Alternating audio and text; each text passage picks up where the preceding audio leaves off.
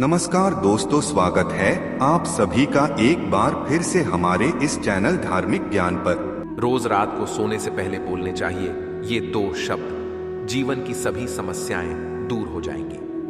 दोस्तों, इस प्राचीन कथा के माध्यम से हम आपको बताते हैं कि रोज रात को सोने से पहले कौन से दो शब्द बोलने चाहिए, इन शब्दों का इतना महत्व क्यों है और ये दो शब्द बोलने से कौन कौन से फल मनुष्य को प्राप्त होते हैं। तो इसे जानने के लिए आप इस प्राचीन कथा को पूरा जरूर सुनें। इस कथा को सुनने मात्र से ही मनुष्य के जीवन के सभी कष्ट समाप्त होते हैं। तो चलिए शुरू करते हैं। एक समय की बात है, प्राचीन काल में मेघमकर नाम की अत्यंत शोभायमान नगरी थी। उस नगरी में सुनंद नाम का एक अत्यंत विद्वान ब्राह्मण रहता था। वह ब्राह्मण ब्रह्मचार्य व्रत का पालन करने वाला, अहंकार से रहित, वेद शास्त्रों में प्रवीण, जितेंद्रिय तथा भगवान श्री कृष्ण का शरणागत था। वह नित्य भगवान श्री कृष्ण की पूजा आराधना किया करता था। फिर एक दिन उस ब्राह्मण ने गोदावरी नदी पर स्थित सभी तीर्थों की यात्रा करने का निश्चय किया और वह कुछ साथियों के साथ तीर्थ यात्रा पर निकल गया। वह गोदावरी नदी के किनारे पर स्थित विरज तीर्थ, तारा तीर्थ, कपिला संगम, अष्ट तीर्थ तथा अंबिकापुरी आदि तीर्थों का दर्शन करते हुए वह विवाह मंडप नाम के नगर में पहुंच गया। उस नगर में पहुंचने पर वह उस नगर के प्रत्येक घर में जाकर ठहरने के लिए स्थान मांगने लगा। वह प्रत्येक घर पर जाता और लोगों से एक रात में ठहरने के लिए थोड़ी सी जगह मांगता, किंतु उस नगर में रहने वाले किसी भी व्यक्ति ने उस विद्वान ब्राह्मण को ठहरने के लिए स्थान नहीं दिया, जिस कारण से वह बहुत उदास हो गया। फिर वह सुनंद गांव के मुखिया के पास गया और उससे एक रात्रि तक ठहरने के लिए जगह मांगने लगा। तो उस गांव के मुखिया ने बड़ी ही चालाकी से उस ब्राह्मण को एक धर्मशाला दिखा दी और कहा, हे ब्राह्मण देवता, आप और आपके साथी उस धर्मशाला में रुक सकते हैं। मुखिया की बात सुनकर सुनंद को बड़ी प्रसन्नता हुई। वह अपने साथियों के साथ उस धर्मशाला के पास गया तो देखा उस धर्मशाला में कोई नहीं है। वह धर्मशाला वीरान पड़ी है, एक पक्षी भी उस स्थान पर दिखाई नहीं पड़ रहा था। ब्राह्मण ने सोचा, यह जगह तो बहुत ही वीरान है, न कोई मनुष्य है, न कोई पशु है और न कोई पक्षी। अवश्य यह जगह श्रापित होगी, इस जगह पर जरूर कोई बुरी शक्ति का वास है। इतना सोचते हुए वह भगवान का नाम लेते हुए उस धर्मशाला में रहने के लिए चला गया। ब्राह्मण और उसके सभी साथी उस धर्मशाला में रात्रि के लिए सो गए। फिर दूसरे दिन जब वह सुनंद ब्राह्मण उठा तो वहां का दृश्य देखकर उसे बड़ा आश्चर्य हुआ। उसके सभी साथी गायब थे, कहीं पर भी कोई नजर नहीं आ रहा था। उस सुनंद ने चारों ओर देखा, लेकिन उसे कोई भी नजर नहीं आया। उसने आवाज भी लगाई, लेकिन किसी ने कोई जवाब नहीं दिया, जिससे सुनंद बहुत दुखी हो गया। वह सोचने लगा, मेरे साथी अचानक कहाँ गायब हो गए, कहीं उनके साथ कोई अशुभ घटना तो नहीं घटी। फिर वह सुनंद ब्राह्मण अपने साथियों को खोजने के लिए नगर में चला गया तो रास्ते में उसे वह गांव का मुखिया मिला। जैसे ही मुखिया ने उस सुनंद ब्राह्मण को जीवित देखा तो मुखिया को बड़ा आश्चर्य हुआ और वह मुखिया उस सुनंद के पास आकर बोलने लगा, हे ब्राह्मण देवता, आप अवश्य कोई महात्मा दिखाई पड़ रहे हो। आप दीर्घायु और मनुष्यों में सर्वश्रेष्ठ कोई पवित्र आत्मा हो। वह ब्राह्मण अकेला ही उस धर्मशाला से जीवित बाहर आया था, जिस कारण से मुखिया को लगा ये अवश्य कोई महान व्यक्ति है।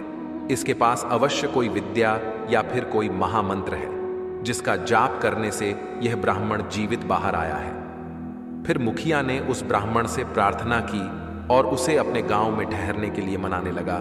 हे ब्राह्मण देवता, जब तक आपके साथी नहीं मिल जाते आप हमारे साथ ही रुकिए, मैं आपकी सेवा करूंगा। ऐसा कहकर उस मुखिया ने उस ब्राह्मण को अपने घर में स्थान दिया और उसकी बड़ी सेवा करने लगा। फिर कुछ दिन बीतने के बाद वह मुखिया उस ब्राह्मण के पास रोता हुआ आ गया और कहने लगा, हे ब्राह्मण देवता, रक्षा करो। कल रात में एक राक्षस ने मेरे पुत्र को चबा लिया है। मेरा पुत्र बड़ा ही गुणवान और भक्तिमान था। उस मुखिया की ऐसी बात सुनकर सुनंद ब्राह्मण ने पूछा, हे भाई, कहाँ है राक्षस? किस प्रकार से उस राक्षस ने तुम्हारे पुत्र का भक्षण किया है? तुम मुझे बताओ, वह राक्षस कहाँ रहता है? मैं अवश्य तुम्हारी सहायता करने का प्रयास करूंगा। वह मुखिया कहने लगा, हे ब्राह्मण देवता, इस नगर के पास जंगल में एक बड़ा भयंकर नरभक्षी राक्षस रहता है। वह रोज रात को आकर इस नगर के मनुष्यों को खा लिया करता था।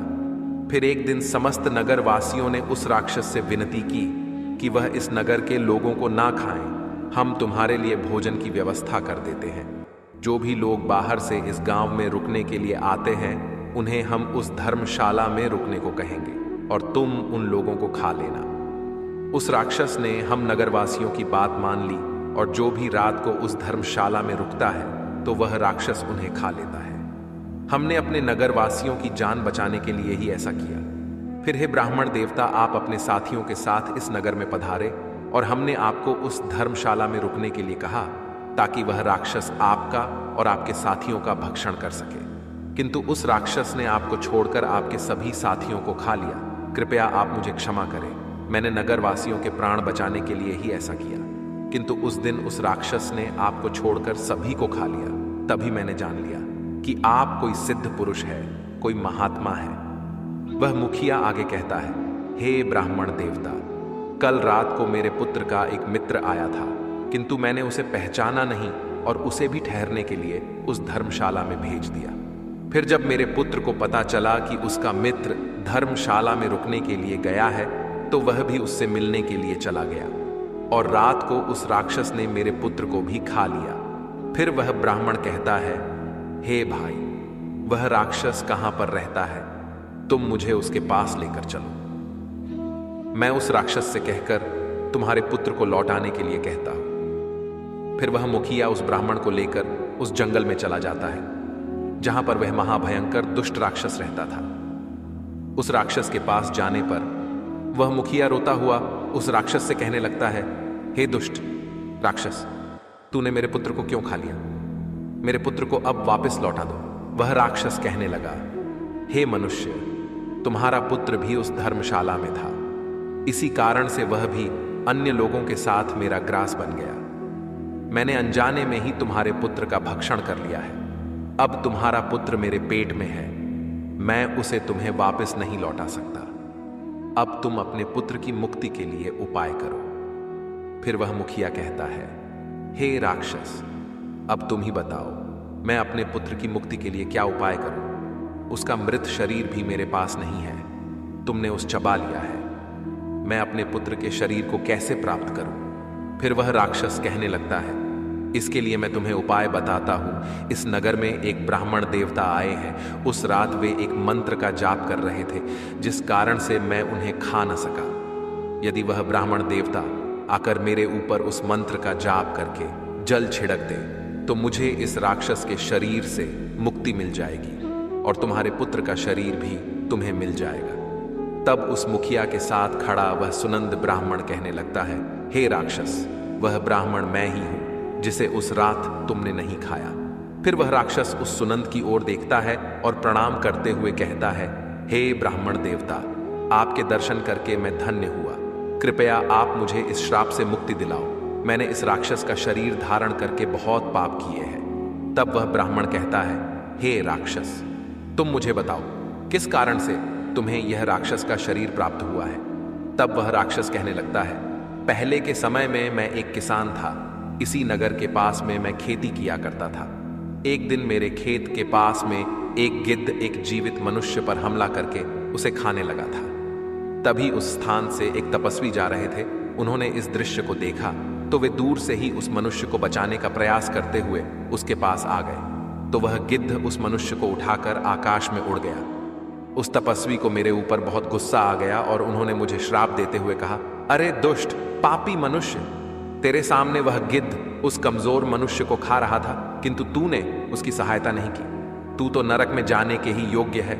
जो मनुष्य समर्थ होकर भी दीन तथा भयभीत लोगों को कष्ट में देखकर भी उनकी सहायता करने नहीं जाता, उसे यमदूत कुंभीपाक नरक में गिराते हैं। जो शक्तिशाली होकर भी चोर आदि के चंगुल में फंसे हुए मनुष्य को नहीं छुड़ाता, वह नरक में पड़ता है और दूसरे जन्म में भेड़िया बनता है।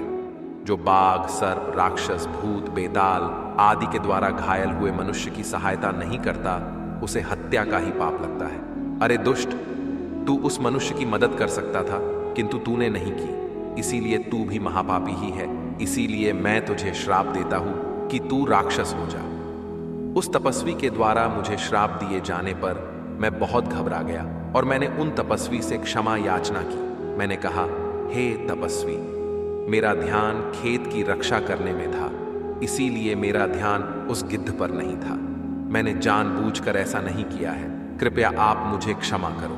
तब उस तपस्वी ने मुझे क्षमा कर दिया और कहा, जब कोई सिद्ध ब्राह्मण मंत्र का जाप करके तुम्हारे ऊपर जल छिड़क देगा, तब तुम्हें इस राक्षस के शरीर से मुक्ति मिलेगी।